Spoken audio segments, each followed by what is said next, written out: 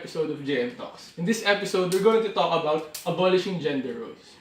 Since the day a child is born, their entire rearing is entirely dependent on whatever gender they have. From the toys they play, to the clothes they wear, and even on how society treats them.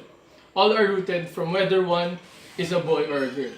Our society, especially at present time, is enclosed in four huge walls of gender: male, female, gay, lesbian.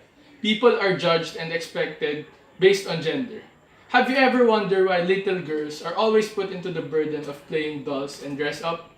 Why boys are expected to play sports and video games? Gender is not a tool for others to judge people. Gender should not be the basis of who you are as an individual. Rather, gender must be a choice and a decision of an individual. Gender roles must be abolished for the fact that it does not cater to anything. First, what is gender role? Gender role is basically is a role of a person appropriate to their gender, prevailed by cultural norms. As what others would claim, this is one way of distinguishing a person.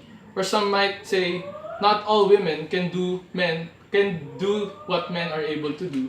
But let me ask you, can men do all the things that women are able to do? Of course no.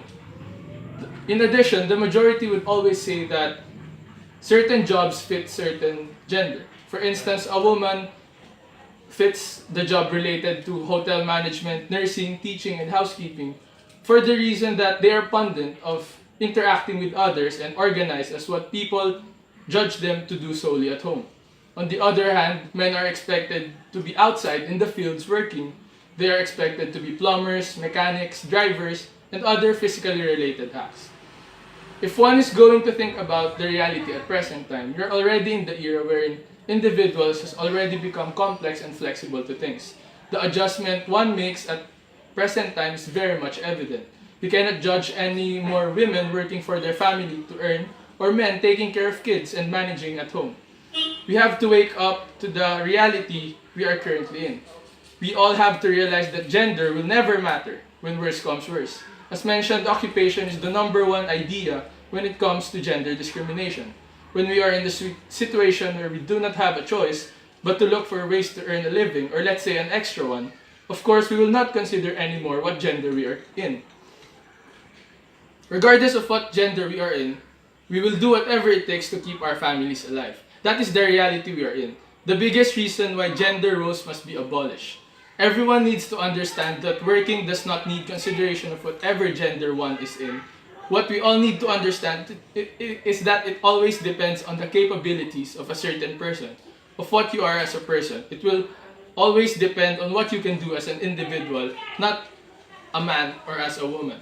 According to the Philippine Statistics Office, there are approximately 7 million out of 38.5 employed are unemployed, wherein 2.1 are women, which sums up to 30.4%, and 4.8 are men, which sums up to 69.6%. Also, 2 out of 5 wage and salary workers are women, which sums up to almost 50%. There are approximately 2.22 overseas Filipino workers, 1.072 million are female, and 1.148 are male, which sums up to 51.7%. In the statistics presented, it can be observed that numbers between male and female do not have that much difference. From there, one can say that gender roles are not anymore in the norms of judgment. Although many still consider gender roles in relation in one's capabilities, statistics would show that gender does not matter anymore. Helping yourself, your family, and your country to progress does not rely whether one is a female or a male. Who cares about gender? No one does for as long as an individual is fully capable of contributing to its country. The country as well supports such movements of gender equality.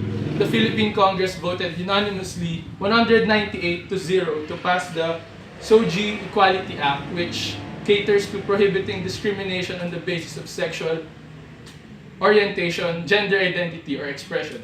The government will fine 100 to 500,000 pesos, or worse, punishment of 1 to 6 years of imprisonment. Now I'm going to ask you, have you ever wondered why your mom is currently working? Or have you ever wondered why you were able to see a female jeepney drivers on your way here in the studio? Or have you ever wondered why your male maid prepared your lunch a while ago.